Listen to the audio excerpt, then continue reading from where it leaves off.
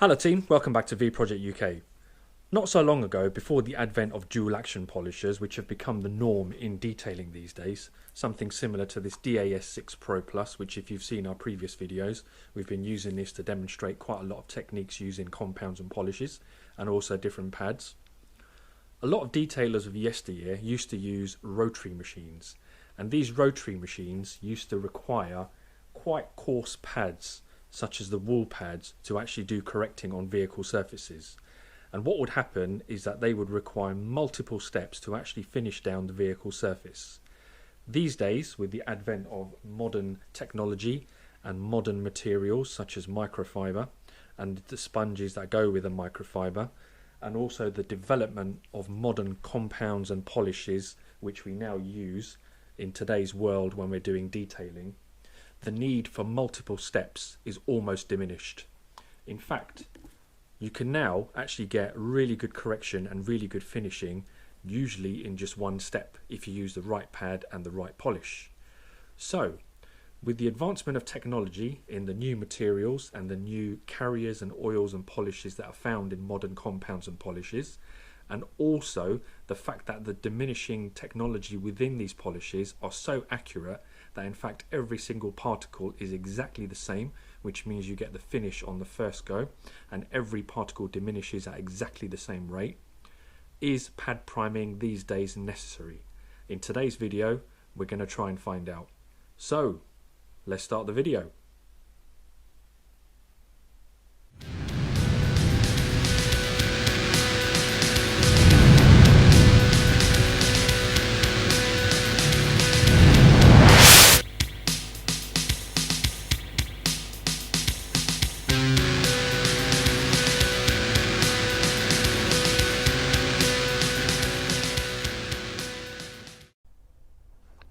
So if you're new to detailing and new to machine polishing and you were given the option of soft, medium or hard lacquer, you would probably think that what you want to do is have soft lacquer because that will enable you to get the scratches and imperfections out of the paint much more easily.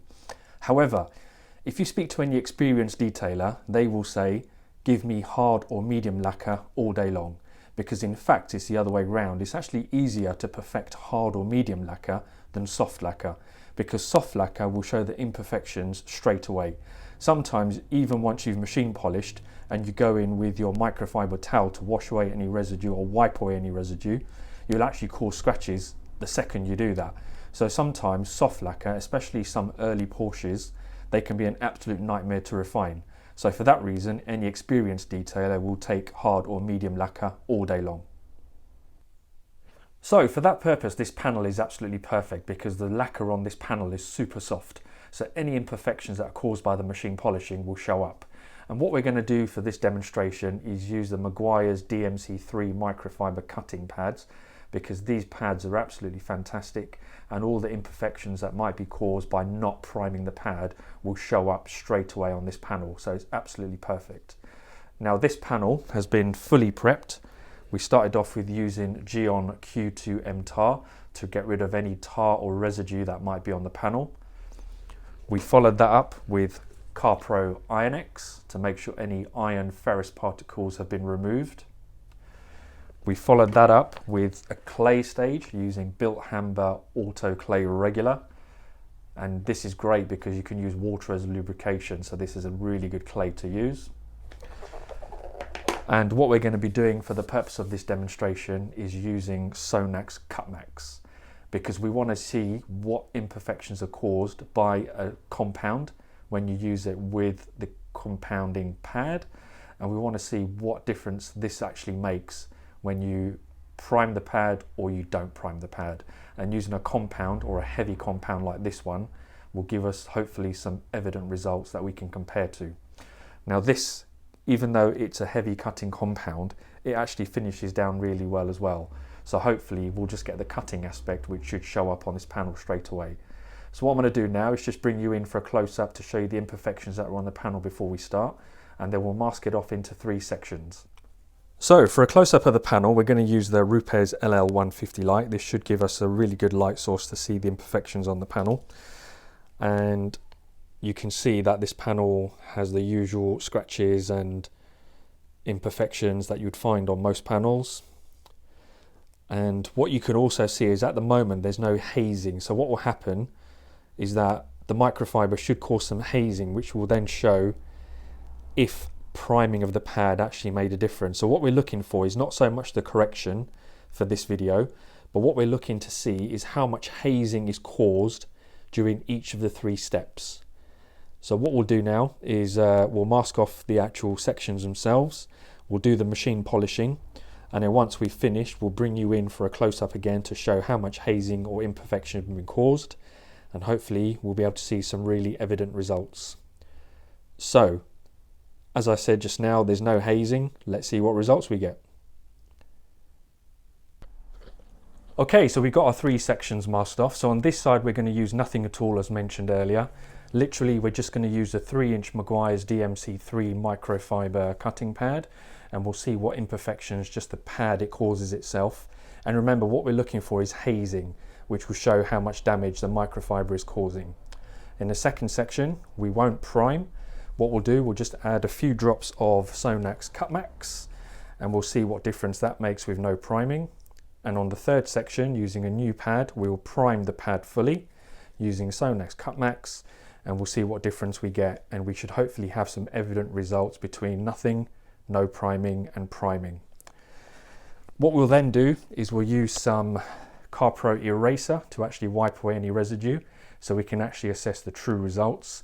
And what we're going to be doing for the purpose of this video is using the Flex PXE80 mini cordless polisher. And what we've got is we've got the 3-inch 12mm dual action attachment, and we'll be using this to polish those 3 sections. Now in the video it might look like these sections are quite big, but they're actually fairly small, so for this purpose this polisher will be absolutely perfect. So let's get started and see what results we get.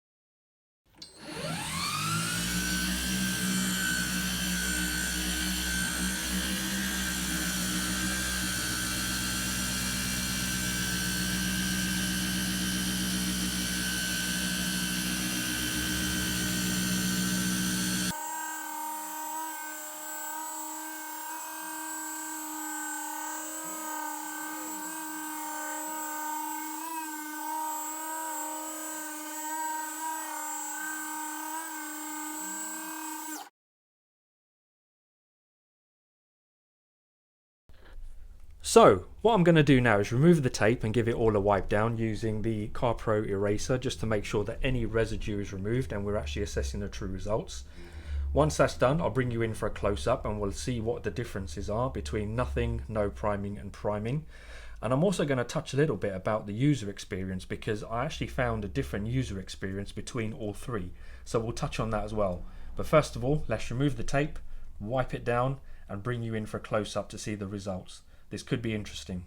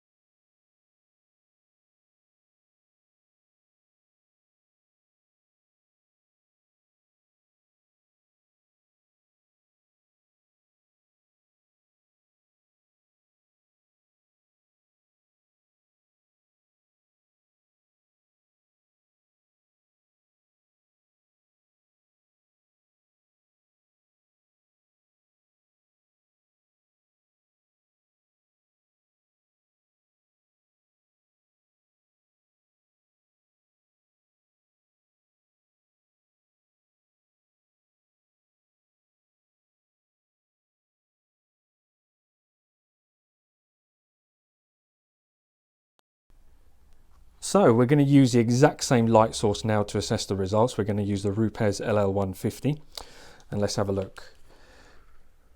So from a distance you can see this is the area where we use nothing.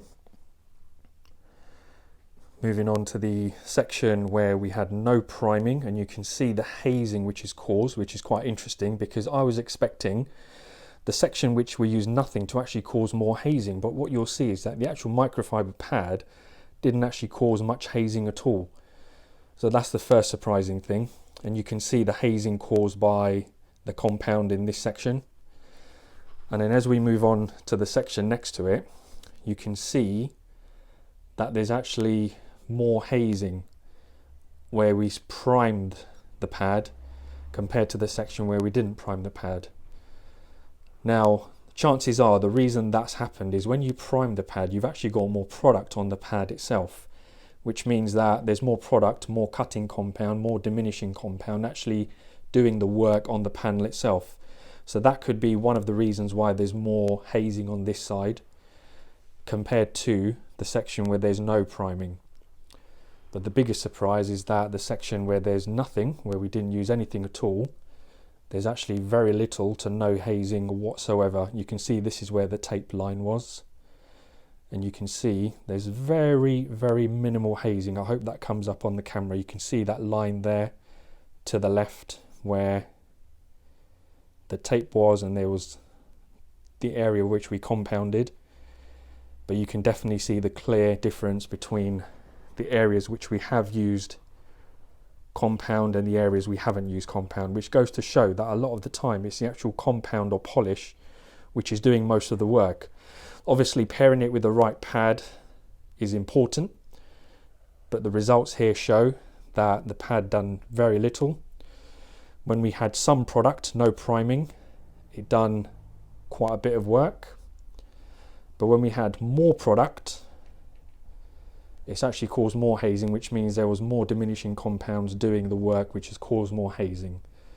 So those are the results, and I'm just going to touch on the user experience now, but hopefully this is coming up very clearly on the video.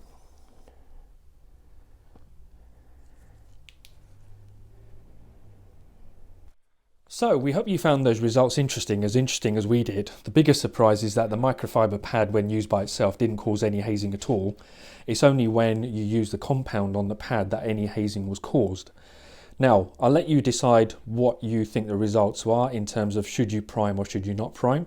But from a user perspective, what I found is that when I was doing the compounding without priming, the machine was actually stalling. At times it actually stuck and was stalling when I was actually doing the compounding.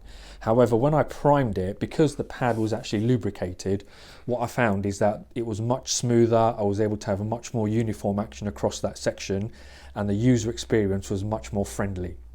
Now, the whole purpose of priming a pad is to try and get every single fibre on your pad as lubricated as possible, because that means as each fibre, each strand of microfibre is dragging across the surface of the paint, it's got some lubrication which is doing the cutting and compounding, but also minimising the damage it might cause. However, from these results we can see that it wasn't the actual pad but the actual compound that was doing the work. So the whole point of compounding is you want to get as much of the imperfections out as possible before you now go in with a polishing stage to minimise the hazing and perfect that panel to a high gloss. And what you want to do during the compounding stage is cut as much as possible, doing it safely, obviously measuring the paint first. So based on those results, would we continue priming? We probably would. Purely because it's given us more cut, which is the whole point of compounding in the first point. You want to try and get rid of as much of the scratches and imperfections and holograms and spider webs as much as possible, which is the whole point of compounding. So not only did it actually give us better results, but also it was a much more friendly user experience, i.e. it was much smoother because there was more lubrication and product.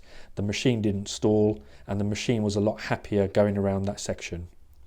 So we hope you found this video useful. If you did, make sure you give us a thumbs up, make sure you subscribe, make sure you press the bell icon to get alerts for future videos, make sure you check us out on Instagram. Thanks for watching and we'll see you on the next one.